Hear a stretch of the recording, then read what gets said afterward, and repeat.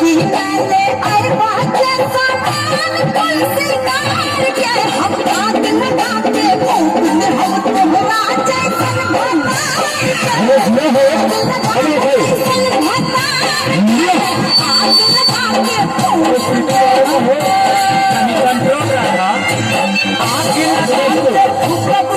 हमारा जैसन भातार के तकरा संगे संग बोला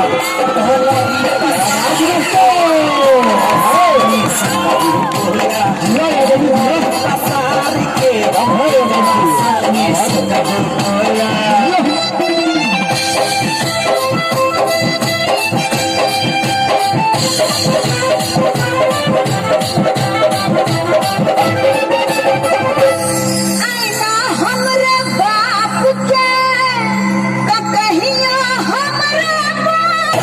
छीटी पालन खातर